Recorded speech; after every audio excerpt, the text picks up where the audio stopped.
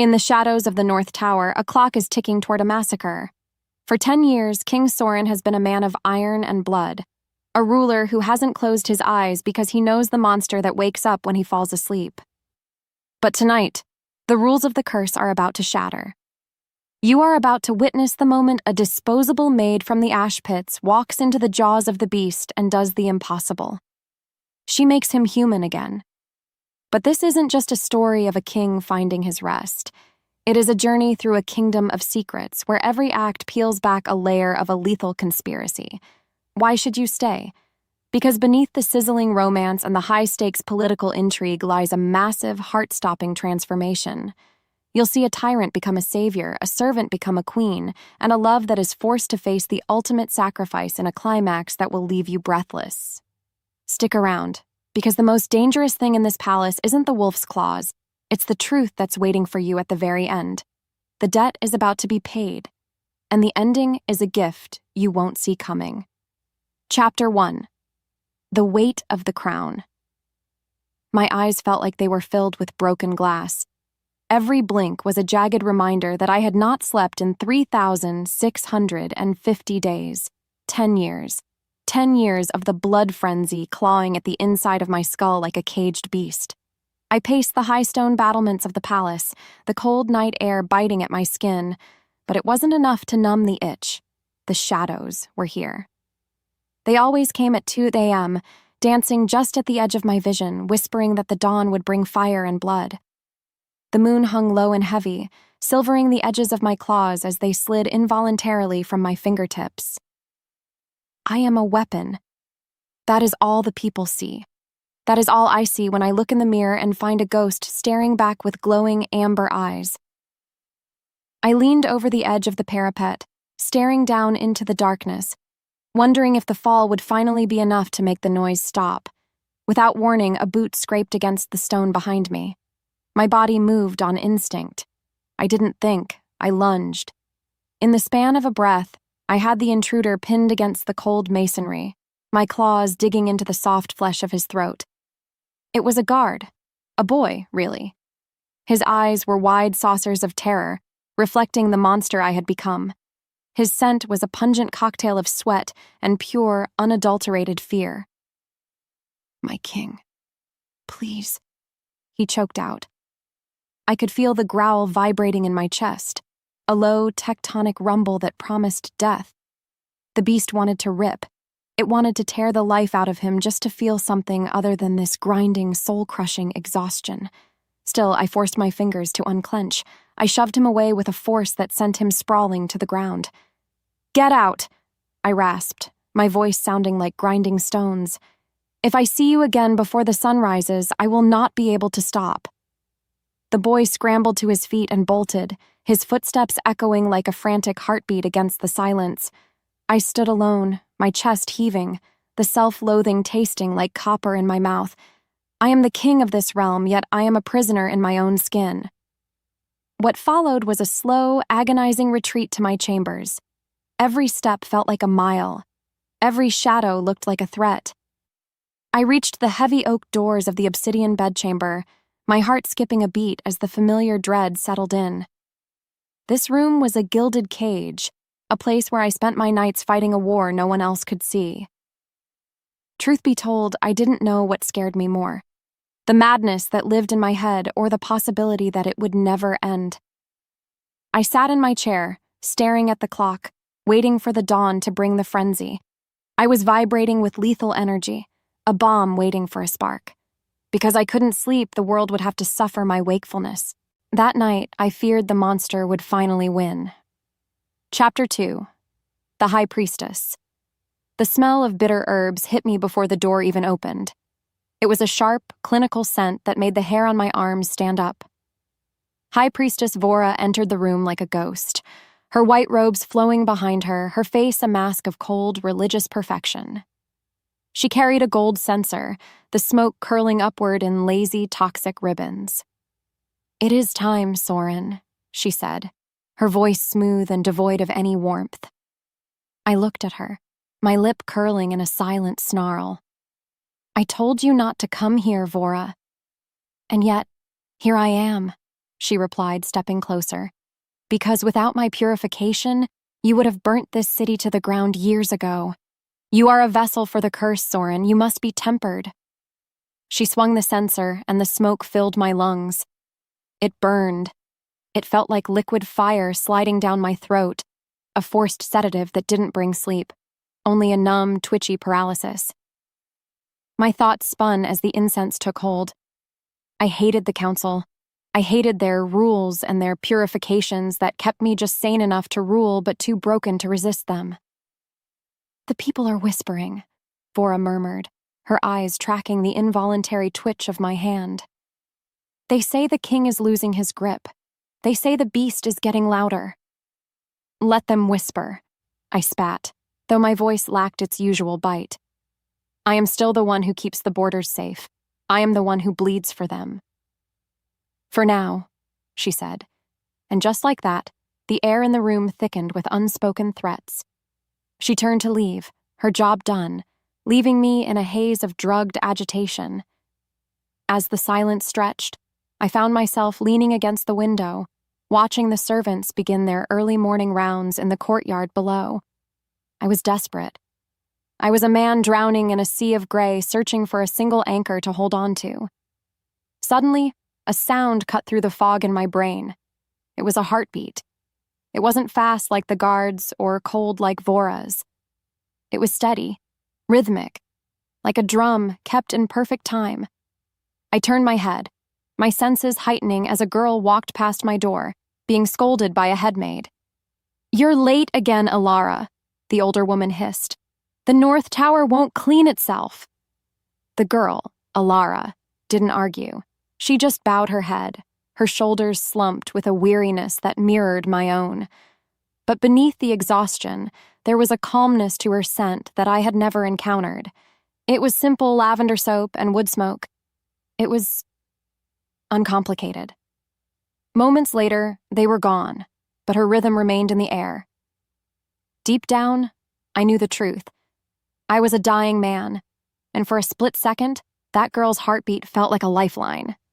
Even so, I pushed the thought away. I had a kingdom to hold together and a madness to contain. Chapter 3. The Scent of Lavender. I collapsed into my heavy chair, the clock on the wall sounding like a hammer hitting an anvil. 3 a.m. This was the hour when the beast truly began to pace. My skin felt too tight for my bones. I could feel the blood frenzy rising like a tide, a hot, thrumming pressure behind my eyes. I was losing. After 10 years of fighting, the beast was finally going to break through the cage. I closed my eyes, but the shadows were there, waiting. They showed me my father's face, the shock in his eyes when I had turned on him. They showed me the blood on my hands that no amount of scrubbing could ever remove. At that moment, I wasn't a king. I was a failure. The space between my breaths burned with a cold fire. I clutched the arms of my chair so hard the wood began to splinter. I needed it to stop. I needed the world to go dark, just for a second. But sleep was a luxury for the innocent, and I was guilty of the highest order. Just then, the heavy door to the bedchamber creaked open. I didn't move. I waited for the scent of Vora's bitter herbs or the smell of a terrified servant. Instead, a soft floral aroma wafted into the room. It was that lavender again. Lavender and something like old books. I opened my eyes and saw her. The maid from the hall, Elara. She was carrying a bucket and a cloth, her eyes half closed as she moved toward the fireplace. She didn't even see me sitting in the shadows. She looked like a ghost herself, her movements slow and heavy with a chronic, bone-deep exhaustion. She knelt by the hearth, her head nodding. She was so sleep-deprived she was practically dreaming while standing up. Her body moved on instinct as she began to scrub, but it didn't last. A beat later, she stopped. She leaned her head against the side of my bed, her eyes fluttering shut. "Just a second," she whispered to the empty room. As the silence roared, I watched her.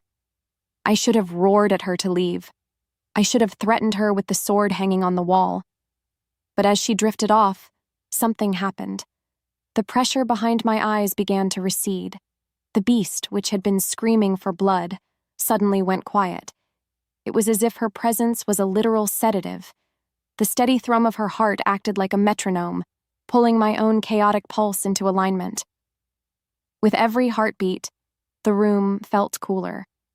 The shadows retreated to the corners. Without thinking, I let out a breath I felt like I'd been holding for a decade. My head felt heavy. My limbs felt like lead. For the first time in 10 years, the noise in my head was gone. I didn't know why, and I didn't care. Maybe it was fate. Maybe it was a miracle. As if pulled by a string, my own eyes began to close. The last thing I felt was the scent of lavender filling my lungs, as sweet as a promise. That night, for the first time in my life, I didn't fear the dawn. I let the darkness take me, because for once, the monster was finally asleep. Chapter 4. The Noon Scandal. The sun was too bright. It stabbed at my eyelids, forcing me to groan as I rolled over. I expected the usual, the stiff muscles, the metallic taste of a night spent in a frenzy, the crushing weight of another day of exhaustion. But instead, my body felt light. My mind was clear, like a lake after a storm. I opened my eyes and sat bolt upright, my heart skipping when I saw the position of the sun. It was noon. What followed was a shock that froze the blood in my veins. I wasn't alone. Still curled against the foot of my bed was the maid, Elara. She was fast asleep, her cheek pressed against the royal silks, a small smudge of soot on her nose. She looked peaceful. I stared at her, my claws twitching in a mix of confusion and a strange new possessiveness. I hadn't killed her. In fact, I hadn't moved at all. Before I could move, the heavy oak doors burst open. "My king!" We heard silence and feared.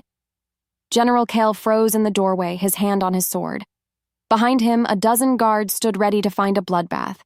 Instead, they found their merciless king sitting in a pool of sunlight, looking rested, while a lowly servant drooled on his bed frame. The silence that followed was deafening. "Get out!" I roared, the sound echoing through the room. "All of you, out!"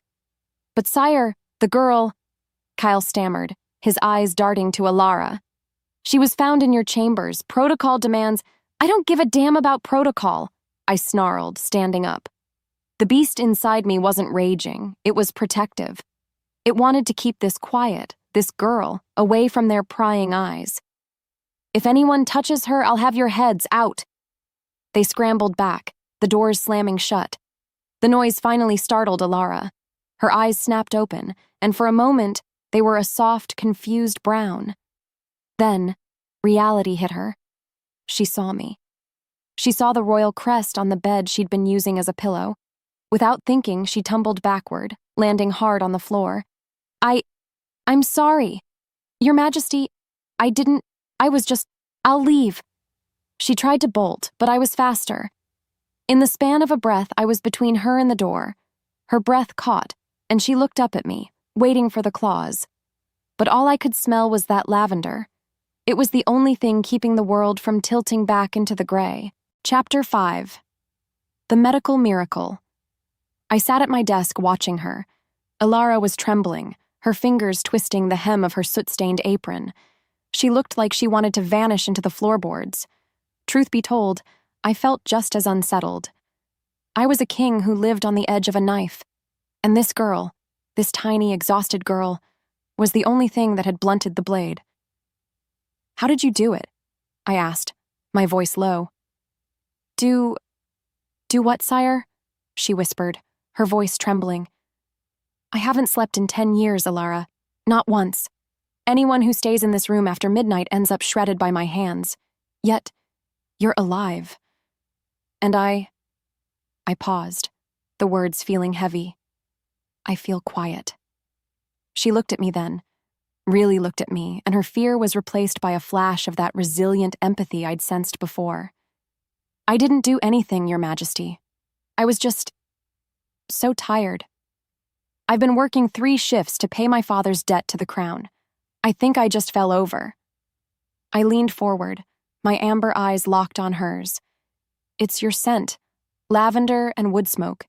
And your heart, it's steady. It's like a sedative to the beast inside me. I'm just a maid, she argued, though she didn't look away. I'm not magic. Maybe not, I replied. But you are a miracle I cannot afford to lose. Moments later, a knock came at the door. It was Vora. She entered without waiting, her eyes narrowing as she took in the scene. She looked at Elara like she was a bug under a glass. The council is in an uproar, Soren, Vora said, her voice like ice. They say you have a commoner in your bed. They say she has bewitched you. She did what your incense couldn't, Vora. I spat. She gave me peace. She stays. She is a security risk, the high priestess countered. She must be taken to the pits for questioning. We need to know what she is. I felt the growl rise in my throat, deep and dangerous. She stays in the North Tower, under my protection. If a single hair on her head is harmed, I will consider it an act of war against the crown. Vora's face didn't change, but I saw the flicker of fury in her eyes. She knew her control was slipping. As she turned to leave, she spared one last predatory glance at Elara. The tension broke as the door shut, but I knew this was just the beginning. I had found my anchor, but I had also painted a target on her back. Chapter 6. The Royal Nightstand. The sun was beginning to set, and the familiar twitch was returning to my fingers. The quiet of the morning was fading, replaced by the rising hum of the blood frenzy. I looked at Elara. She looked terrified, but she also looked like she was about to fall over again. I have a proposal for you, Elara, I said, standing up and pacing the length of the room. A proposal, sire? You owe a debt to the crown, a debt that will take you a lifetime to pay off in the ash pits. I am offering you a different contract. I stopped in front of her, the shadows dancing behind me. You will be my royal nightstand. She blinked, confused. What? You will sleep in this room, every night. You will stay by my side so the beast stays quiet. In return, your debt will be paid 10 times over. Your family will be fed. You will have a room in the North Tower, and you will never have to scrub another hearth. You want me to sleep with you? She asked, her face flushing a deep red. Not for sex, I rasped, the idea almost laughable given the state of my soul. I want your presence. I want your scent. I want to be able to close my eyes without waking up to a massacre. I want to be a king again, and you are the only one who can make that happen. She looked at the bed, then back at me. I could see the wheels turning in her head. She knew what people would say. She knew the danger of being near a monster like me, but she also saw a way out of the grinding poverty that was killing her. And if I say no? She asked, her voice small but steady. Then you go back to the pits, I said, my voice hardening. And tonight, I will likely lose my mind and destroy half the palace. You are the cure, Elara, and I am a desperate man. The silence roared between us as she weighed her life against mine. She looked at my scarred hands, then at my tired eyes. Between one breath and the next, something shifted in the air. I have conditions, she said, her voice gaining a sudden, sharp edge. I blinked, surprised. Conditions? If I'm going to be a human weighted blanket, I want better food. No more crusts. I want books. And I want a raise for my mother. She crossed her arms, her dry wit flashing through the exhaustion. And I want you to promise you won't growl at me before I've had my tea. A laugh, a real, genuine laugh, ripped from my throat. It felt foreign and wonderful. Agreed. All of it. Then we have a deal, she said. I pulled a piece of parchment from my desk and began to write, overriding every palace law with a stroke of my pen. I was locking her into my world. I was making her my anchor. As the ink dried, I felt the first pull of the bond, a pulse of heat beneath my skin. You will sleep here tonight, I said, my voice dropping to a whisper. Or you will die. Choose. I choose the bed, she said, already moving toward the silks. It's much softer than the hearth. And just like that, everything changed. I wasn't just a monster anymore. I was a man with a keeper. And as the sun dipped below the horizon, for the first time in a decade, I wasn't afraid of the dark. The contract was signed, but deep down I knew the cost would be higher than gold. I was tethering her to a sinking ship, and the shadows were already starting to circle. Chapter 7. The Rules of the Bed. The first official night of the Royal Nightstand contract felt like standing on the edge of a jagged cliff. My skin was buzzing with the residue of Vora's incense, a cold, chemical hum that usually heralded a night of carnage. Yet, as I stood by the window of the Obsidian Bedchamber, the air didn't feel heavy with death. It felt like lavender. Elara stood by the edge of the massive, silk-draped bed, looking at the pillows as if they were made of gold. "Are you just going to stare at it? Or are you going to fulfill your end of the bargain?" I rasped, not turning around. "It's just very large," she whispered, "and very soft. I feel like if I lay down, I might never get back up." "That is the point," I replied. I moved toward the bed, my movements deliberate and predatory. Her pulse raced. I could hear it, a frantic thump-thump that made my own beast lift its head. But as I sat on the edge of the mattress, the tension broke. She didn't flee. Instead, she climbed in on the opposite side, keeping a careful 3 feet of space between us. "The rules are simple," I said, my voice dropping into the low, rumbling registers of the wolf. "No talking once the candles are out. No touching unless the shadows come, and you do not leave this room until the sun touches the floorboards. Do you understand?" "Crystal clear," she muttered, pulling the duvet up to her chin. "Though you forgot the rule about the snacks. I noticed the kitchen sent up honey cakes." "Consider it a down payment on my sanity," I replied.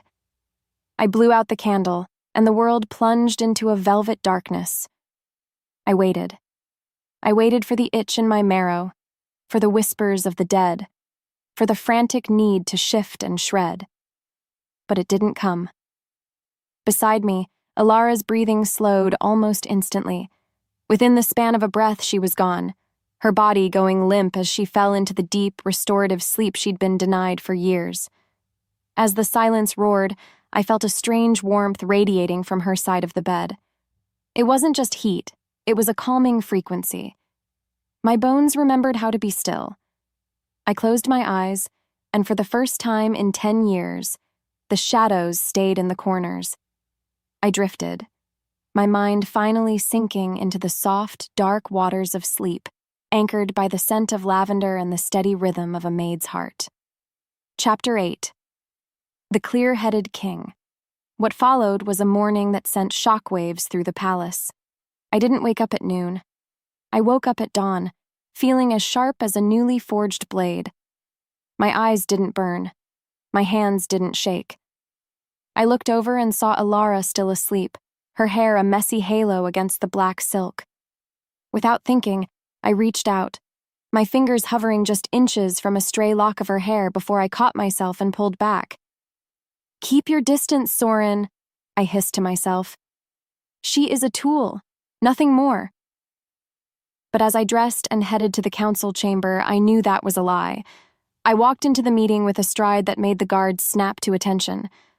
The Council of the Wakeful was already gathered, High Priestess Vora at the head of the table, her face tightening when she saw the clarity in my eyes. "You look refreshed, Your Majesty," she said, the words tasting like poison. "I am," I replied, taking my seat at the head of the table. "Which means we are going to discuss the grain taxes, and the ash pits, and the fact that this council has been overstepping its authority while I was indisposed. Not only that, I began to systematically dismantle the emergency decrees they had passed in my name. The room was thick with a new kind of tension. Not the fear of a monster, but the fear of a king who had finally regained his crown. Vora's eyes flashed with a clinical, predatory interest every time I spoke. She knew exactly why I was better. "The girl?" Vora interrupted, her voice cutting through my report on the southern borders. "We need to discuss her biological properties. If she can soothe an alpha's frenzy, she is a state asset. She should be moved to the infirmary for testing. I felt the growl rise in my throat, a sound that made the inkwells on the table vibrate. She is not an asset. She is mine. If you so much as look at her through a keyhole, Vora, I will show you exactly why they call me the Merciless. The tension broke when I slammed my hand onto the table, the wood cracking beneath my strength. Vora didn't flinch, but she went silent. I dismissed the meeting, my heart racing not with madness but with a protective fury I hadn't felt in years. I realized then that I wasn't just craving the silence Elara brought, I was starting to crave the girl herself. Chapter 9. The Unauthorized Snack. By the time I returned to the North Tower, the sun was high. I expected to find Elara waiting by the door, terrified or bored. Instead, I found the Obsidian Bedchamber looking like a different world. She had pushed back the heavy velvet curtains, letting the light spill across the floor. My ancient books, usually piled in chaotic heaps, were neatly organized by color and size. "What have you done to my room?" I asked, though I wasn't as angry as I sounded. Elara jumped, dropping a dusting rag. "It was depressing, sire. How can you expect to be a proper king in a room that smells like a tomb? Also, I found these in the library. I thought you might like something other than war reports to read." She held up a collection of old folklore, her eyes bright with a spark of defiance. Next to the books sat a plate of dried apricots and salted nuts, unauthorized snacks she had clearly charmed out of the kitchen staff. "You were supposed to be resting," I said, stepping into the room. "I've slept more in the last 2 nights than I have in 2 years, she replied, her dry wit returning. "I have energy to burn. Besides, if I'm going to spend 8 hours a day as your royal nightstand, I might as well make the furniture look nice." I sat in my chair, picking up an apricot. It was sweet, a sharp contrast to the bitter tonics I'd lived on. I watched her move around the room, her presence filling the gaps in my soul I hadn't even known were empty. She didn't treat me like a monster. She didn't treat me like a god. She treated me like a man who just needed a little bit of help. "Why aren't you afraid of me?" I asked suddenly. She stopped dusting and looked at me, her expression softening into that resilient empathy that always unnerved me. "Because I've seen the way you look when you think no one is watching, Soren. You're not a monster, you're just lonely. And you're very, very tired." Something inside me shifted. For the first time in my life, I didn't feel the need to growl or bite. I felt a laugh bubbling up, a real, genuine sound that felt foreign in my chest. "You are a very strange girl, Elara Vance. And you are a very grumpy king," she shot back with a grin. The one-bed dynamic was shifting. It was no longer just a clinical contract to save my sanity. It was becoming a sanctuary. But as we shared the apricots in the golden afternoon light, I saw a shadow move in the hallway. Vora was watching. The High Priestess knew that as long as Elara was my anchor, the council was losing their grip. The stakes were rising, and I knew that soon the bedchamber wouldn't be enough to protect her. Chapter 10. The Cracks in the Armor. The piece was too perfect to last.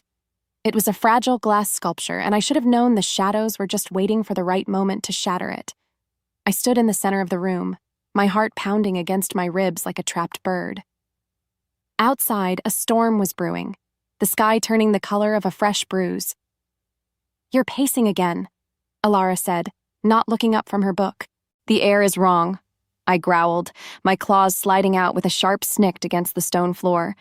Vora was at the council again today. She didn't say a word. She just watched. "It feels like a trap." "Then let it be a trap," Elara replied, finally closing her book. She walked over to me, her scent of lavender and wood smoke acting like a physical barrier against the rising heat in my blood. "You're the king, aren't you? You've survived 10 years of madness. You can survive one priestess." She reached out, a bold, dangerous move, and placed her hand on my forearm. Her skin was cool, a stark contrast to the fire burning beneath mine. At that moment, the world narrowed. Her touch was a grounding wire, pulling the lethal energy out of me and burying it in the earth. More importantly, it was the first time I realized that I didn't just need her to sleep. I needed her to breathe.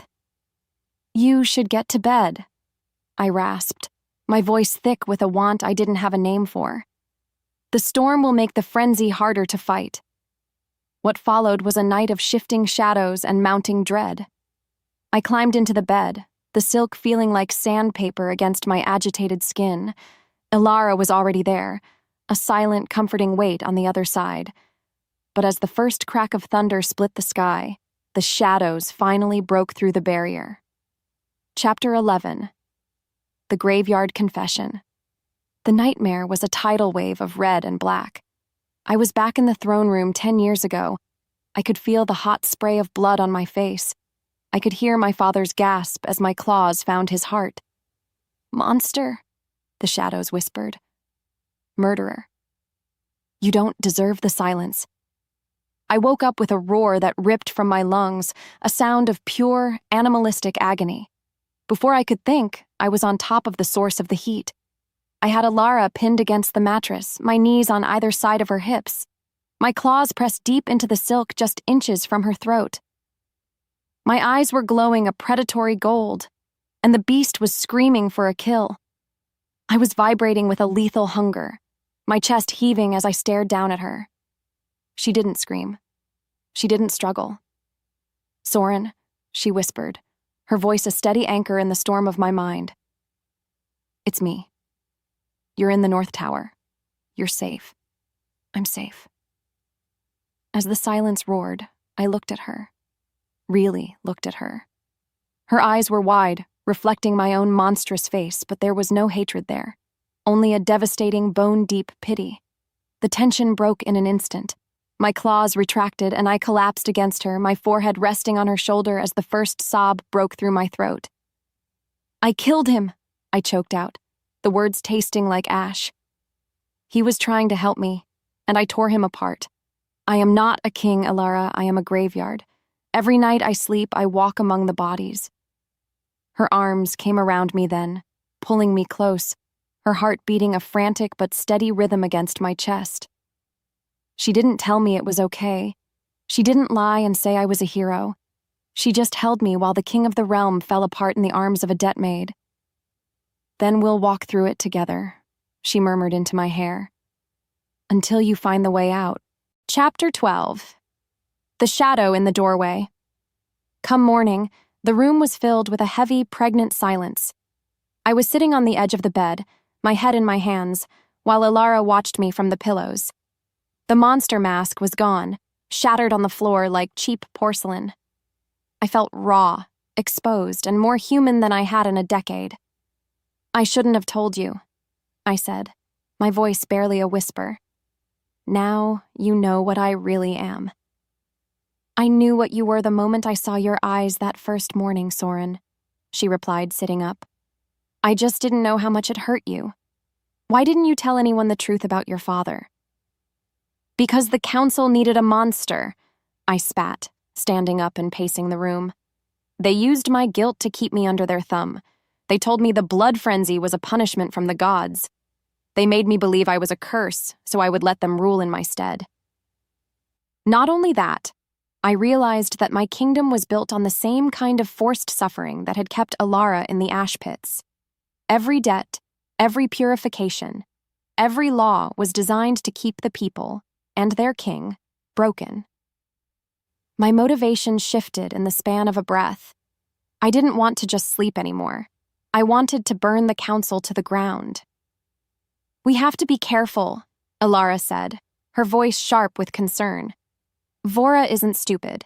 She knows I'm the reason you're changing." "Let her come," I growled, feeling a new kind of strength, a grounded, focused power. "I am the alpha of this pack, and I am done being a puppet." But as I turned to the door, I felt it. The air shifted. I looked toward the hallway and saw a flicker of white robes disappearing around the corner. Vora had been listening. The high priestess had seen the king weep, and she had seen the maid hold him. The game had changed, and the stakes were now more personal than I could have imagined. To make things worse, I realized that by loving her, and truth be told, that's exactly what was happening. I had given the council the perfect weapon to destroy me. As the wind shifted outside, carrying the scent of the coming rain, I knew that the Obsidian Bedchamber was no longer a sanctuary. It was a battlefield. Chapter 13. The Freedom Clause. The sunrise didn't just bring light, it brought a clarity that burned. I stood at my desk, the heavy scent of ink and old parchment filling my nose. My heart skipped as I watched Elara sleep. She looked so small amidst the black silk, a single hand tucked under her chin. Deep down, I knew the truth. I couldn't keep her as a prisoner anymore, not if I wanted to deserve the peace she gave me. What followed was a flurry of motion. I grabbed a fresh scroll and the royal seal, my hands steady for the first time in a decade. I didn't just sign a paper, I carved a new future. I wrote the words that would dissolve every copper of her family's debt and grant her a title of Royal Advisor of the North Tower. It was a lie, a thin veil of protection, but it made her untouchable by the common law. "What are you doing?" Her voice was thick with sleep, a soft sound that made the beast inside me purr. Elara was sitting up, rubbing her eyes as the sunlight caught the amber flecks in them. "I am ending the contract," I said, my voice raspy. She froze, her face pale. "You're sending me back? Was it because of last night?" "Soren, I didn't—" "No," I interrupted, walking to the bed and handing her the scroll. "Read it. You are free, Elara. Your debt is paid. Your mother is moved to the upper gardens. You can leave this tower right now and never look back. You aren't my nightstand anymore." As the silence stretched, she read the words. Her hands shook, and a single tear traced a path through the faint soot still on her cheek. She looked at the door, then back at me. I felt like a man standing on a gallows, waiting for the floor to drop. I was giving her the choice to leave, even though I knew my sanity might walk out with her. "Why?" she whispered. "Because a king doesn't keep anchors in cages," I said, my heart pounding. "I want you to stay because you choose to, not because you're forced to." And just like that, everything changed. She didn't run.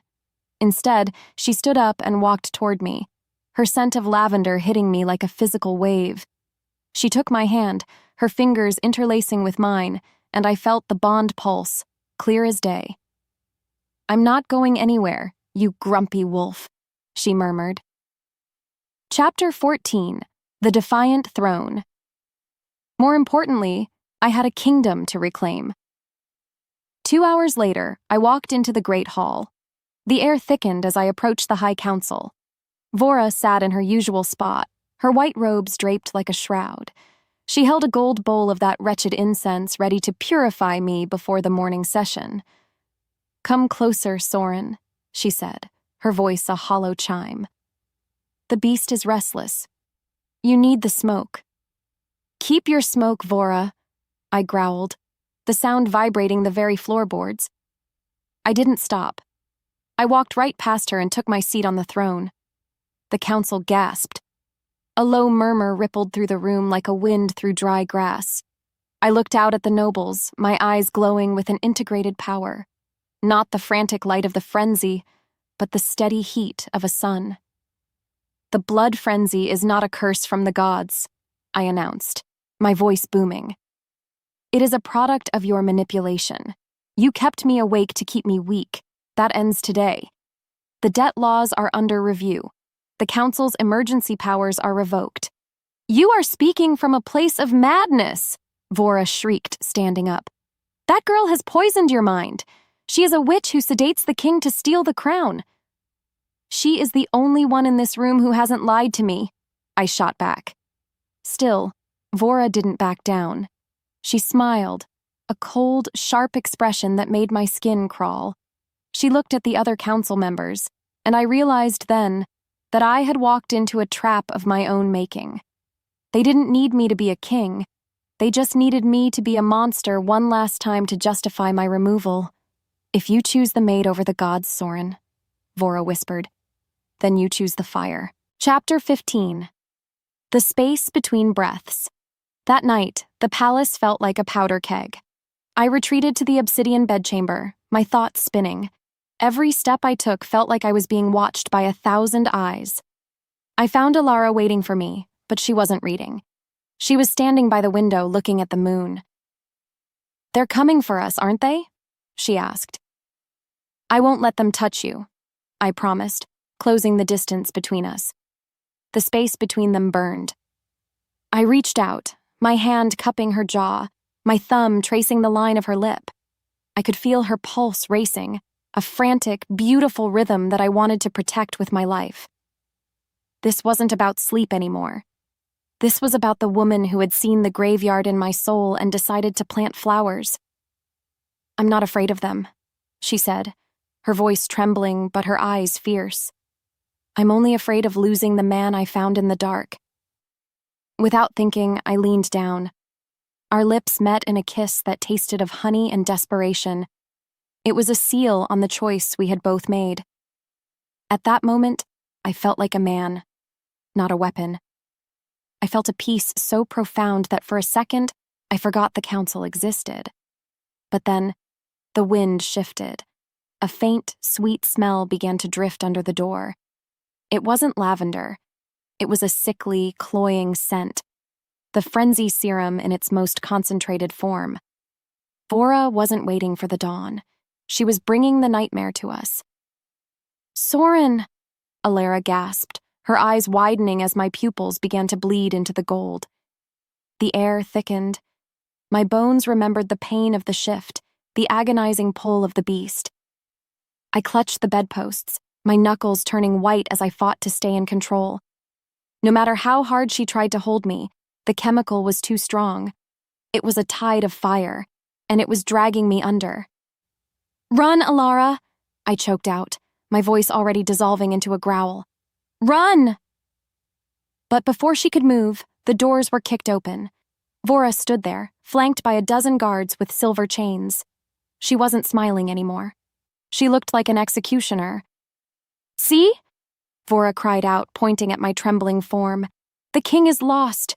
The beast has taken him. Save the girl from the monster." And just like that, everything changed. I felt the darkness take me, but this time, there was no lavender to pull me back. Chapter 16. The Shattered Mirror. The world didn't just go dark, it turned into a jagged landscape of red glass. I felt the frenzy serum boiling in my veins, a chemical fire that scorched away every thought of peace. My heart pounded so hard I thought my ribs would snap. I looked at Elara, but she didn't look like my anchor anymore. She looked like a blurred shape in a sea of blood. "Soren, please, stay with me." Her voice was a tiny bell ringing in the middle of a hurricane. I tried to reach for her, but my hands were no longer hands. My bones cracked and lengthened, the agonizing shift forcing a roar from my throat that shattered the glass lanterns in the room. What followed was a nightmare I couldn't wake up from. Vora stood in the doorway, her gold censer swinging like a pendulum of doom. "Look at him!" she shrieked to the guards. "The maid has fed him poison to trigger the shift. She has destroyed our king." I lunged, but not at Elara. I lunged at the guards, my claws shredding the heavy velvet curtains as I missed my mark. Even so, the serum had robbed me of my precision. I was a blind engine of destruction. I felt the sting of silver-tipped bolts thudding into my shoulder, and the world tilted. As the silence roared in my ears, I saw them grab her. Elara fought like a lioness, her small fists flying against the armored men, but it was no use. They dragged her toward the door, her eyes locked on mine with a terror that broke what was left of my heart. "Don't hurt her!" I tried to scream, but all that came out was a wet, guttural snarl. To make things worse, Vora stepped forward and blew a handful of white powder directly into my face. The world didn't just tilt, it vanished. The last thing I saw was Elara's outstretched hand being swallowed by the shadows of the hallway. Chapter 17. The iron. Silence. By the time I came to, I was no longer in the Obsidian Bedchamber. I was in the cleansing cell, a stone box deep beneath the north tower, lined with cold iron that suppressed my wolf strength. My heart skipped as I realized I was chained to the wall, my wrists raw and bleeding. "You're awake?" a voice chimed from the darkness. Vora stood outside the bars, her face illuminated by a single flickering torch. She looked triumphant. More importantly, she looked like she had already won the war. "Where is she?" I rasped, my voice sounding like a grave being opened. "The girl is where all traitors go, Soren," Vora replied, her voice smooth and cold. "She is in the ash pits, awaiting her execution at dawn. The council has already signed the death warrant. Witchcraft? Treason? Regicide." "She saved me!" I roared, the chains rattling with a sound like thunder. "You're the one who poisoned me!" "Truth be told, it doesn't matter what the truth is," she whispered, leaning closer to the bars. "The people saw a monster trying to kill a helpless maid. I saved her from you, Soren. That is the story the kingdom believes. And tomorrow, after she is gone, you will be purified, until you are nothing but a hollow shell we can point in the direction of our enemies." She turned and walked away, leaving me in the crushing silence. I sat in the dirt, the weight of the iron pressing down on my soul. I had cleared her debt. I had given her a key, and as a result, I had sent her to the gallows. Deep down, I knew the truth. I was exactly what the shadows said I was. A curse. Chapter 18. The Dark Night of the Soul. The hours bled into each other, marked only by the drip of water somewhere in the darkness. I felt the beast inside me curling into a ball, exhausted and broken. Without Elara's scent, the shadows returned with a vengeance. They showed me her face, cold and blue on the executioner's block. They showed me the kingdom burning while I sat in a cage. "I'm sorry," I whispered to the empty stone. "I'm so sorry." What's worse was the realization that I couldn't even shift to break the chains. The iron was a poison, a constant drain on my vitality. I was a king of nothing, a god of ash.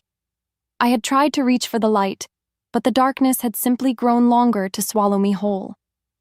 Maybe it was fate. Maybe the monster wasn't meant to have a happy ending. I closed my eyes, the self-loathing feeling like a heavy shroud. I stopped fighting the chains. I stopped listening for her heartbeat.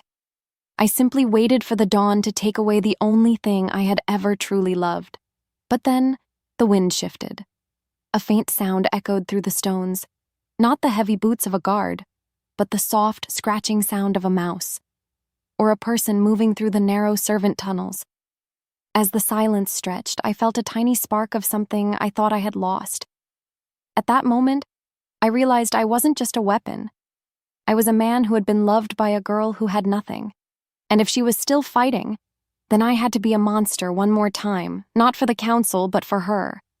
But as the first light of dawn began to bleed through the high barred window, the goal seemed impossible.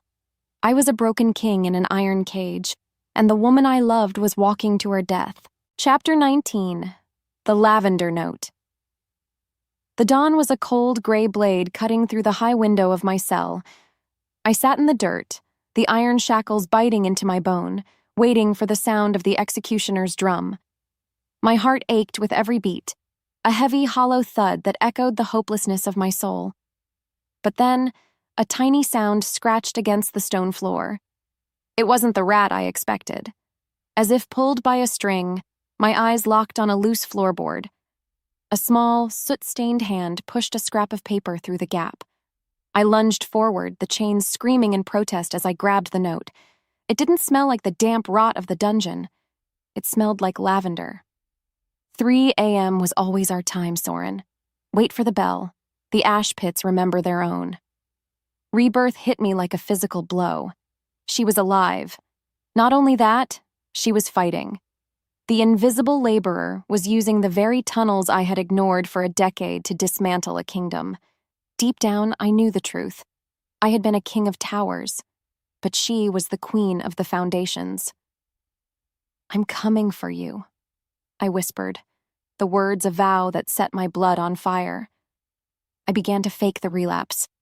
I thrashed against the iron, letting out guttural, mindless snarls every time a guard walked past. I needed them to believe I was a lost cause. I needed Vora to feel safe in her victory. Because of that, they didn't see me watching the shadows. They didn't see me counting the heartbeats until the world went dark. Chapter 20. The Invisible Army. The 3 a.m. bell tolled, a heavy iron sound that shattered the silence of the palace. Suddenly, the air in the cell changed. A thick, acrid smoke began to pour through the ventilation grates, not the council's incense, but the heavy, greasy soot of the ash pits. The guards in the hallway began to cough and shout, their boots clattering in confusion. "The king! The king is escaping!" a voice cried out, but it wasn't a guard. It was the frantic, high-pitched shout of a kitchen boy. Without thinking, I felt the lock of my cell click. The heavy iron door swung open, and there she was. Elara stood in the haze, her face covered in coal dust, her eyes burning with a fierce, beautiful light. She held a heavy master key she must have stolen from the head jailer. "You're late," I rasped, the iron falling from my wrists with a clatter that felt like a song. "The tunnels were crowded," she shot back, her voice trembling with relief. "Half the servant staff is currently accidentally dropping soot fires in the barracks. We have 10 minutes before the high priestess realizes the king isn't in his cage." She didn't wait for a thank you. She grabbed my hand, her skin rough and warm, and pulled me toward the darkness of the servant tunnels. What followed was a frantic race through the bowels of my own palace. I saw faces in the shadows, maids, cooks, stable hands, all of them nodding as we passed. They weren't helping a monster. They were helping the man who had promised to clear their debts. "Tell me who to break," I growled as we reached the hidden door behind the high chamber. "Not yet," Elara whispered, her hand squeezing mine. "Vora is holding the ritual. She wants to execute your human form to let the beast rule. We don't just kill her, Soren, we unmask her." Chapter 21. The Storming of the Light. We reached the balcony overlooking the Great Hall. Below us, the scene was a nightmare of white robes and golden fire. Vora stood before the empty throne, holding a silver dagger over a ceremonial basin. The nobility stood in the shadows, their faces pale with a mix of fear and excitement. "The king is a shell!" Vora's voice boomed, echoing off the high ceilings. "He has succumbed to the darkness of the maid's witchcraft. Tonight we purify the bloodline with fire." As the silence roared, I looked at Elara. She didn't look afraid. She looked at me, her hand resting on my chest, right over my heart. I could feel the beast and the man merging into one. I didn't need the lavender to stay sane anymore, I just needed the truth. "Are you ready?" she asked. "I have never been more awake," I replied. I stepped onto the railing, my amber eyes glowing with a controlled, lethal fury. I didn't shift. I didn't roar. I simply stood there, a king returned from the dead. The tension broke as the first noble looked up and screamed. Vora froze, the silver dagger trembling in her hand as she stared into the face of the man she thought she had broken. "The ritual is over, Vora," I said, my voice carrying to every corner of the room. Before she could speak, Elara stepped out beside me. She held up a vial of the frenzy serum she had snatched from Vora's private chambers during her escape. The truth unraveled in a single glance. The invisible world had found the evidence, and the merciless king had found his soul. What followed was a journey into the heart of the storm. I leaped from the balcony, my boots hitting the stone floor with a thud that signaled the end of an era. The final confrontation was imminent, and for the first time in my life, I wasn't fighting the beast. I was leading it. Chapter 22. The Climax. The air in the Great Hall didn't just thicken, it turned to liquid fire. I stood in the center of the chamber, my heart beating with the steady, rhythmic power of a man who finally knew his own name. Vora backed away toward the throne, her face twisting into a mask of pure, unadulterated hatred. She didn't reach for a prayer. She reached for a hidden lever. You think a maid and a few soot-stained rats can topple 1,000 years of tradition? She shrieked. Without warning, the vents in the floor hissed. A massive cloud of concentrated frenzy vapor erupted, turning the air into a toxic red fog. The nobles screamed, scrambling for the exits, but the guards, loyal to Vora's coin, blocked the doors. I felt the chemical hit my lungs like a swarm of hornets. My vision blurred. My bones began to hum with the familiar, agonizing itch of the shift. "Soren! Look at me!" Elara's voice cut through the chaos, a silver thread in a world of red. She didn't run. Instead, she stepped into the fog, her eyes locked on mine. She stood unafraid before my claws, her presence acting as a grounding wire for the lightning in my blood. Between one breath and the next, I made a choice. I didn't fight the beast. I embraced it, molding its strength with my own human will. I walked through the shadows, my hand steady as I reached through the vapor and snatched the silver dagger from Vora's hand.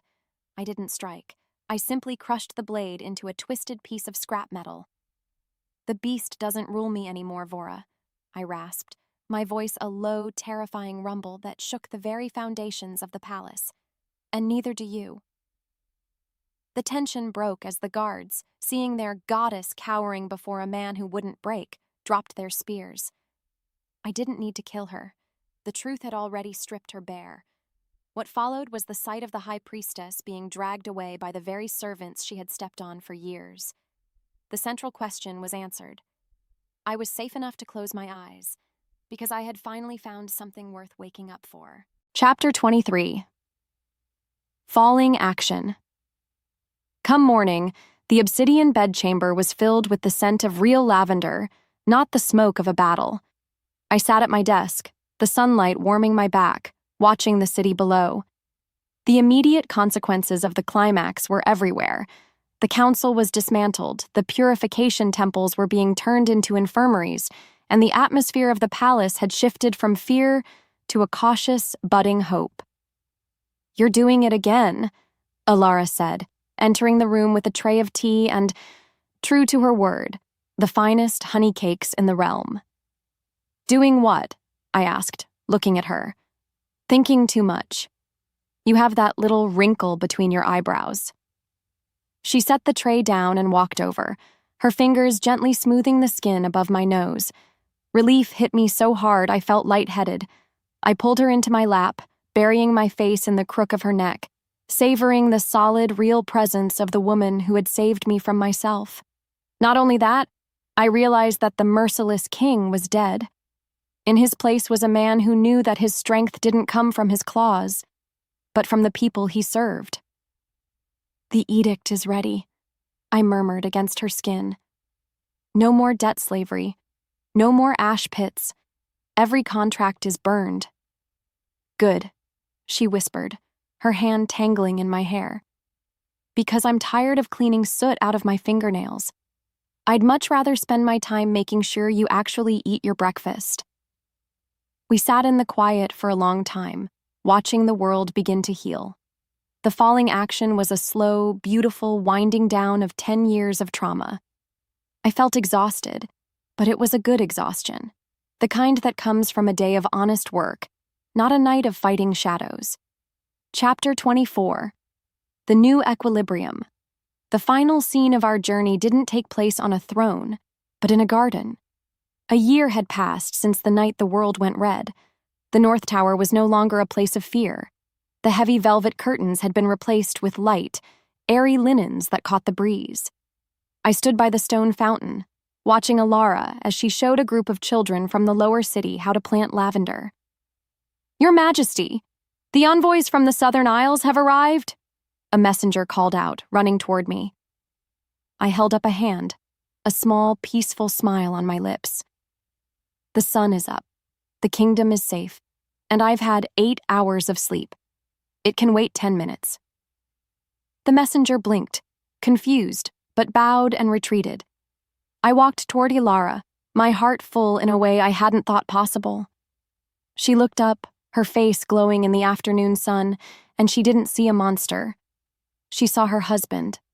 She saw the man she had found in the dark. Is everything all right? She asked, wiping a smudge of dirt from her cheek. Everything is perfect, I replied. I pulled her close, my eyes closing as I leaned my forehead against hers. The silence didn't roar anymore. It sang. The transformation was complete. I was a king who could sleep, and she was a queen who finally had the luxury of resting by choice. As the wind shifted, carrying the scent of 1,000 blooming flowers, I realized the truth. Rest is no longer a debt. It is a gift. Epilogue: the luxury of darkness. That night, we lay in the Obsidian Bedchamber. There were no guards at the door. There were no bitter herbs in the air, just the two of us, and the soft, steady rhythm of our hearts beating in sync. I reached out and blew out the candle, plunging the room into total darkness. For the first time in my life, the darkness didn't feel like a graveyard. It felt like a blanket. I pulled Elara closer, her scent of lavender and wood smoke filling my lungs, and within the span of a breath, I was gone.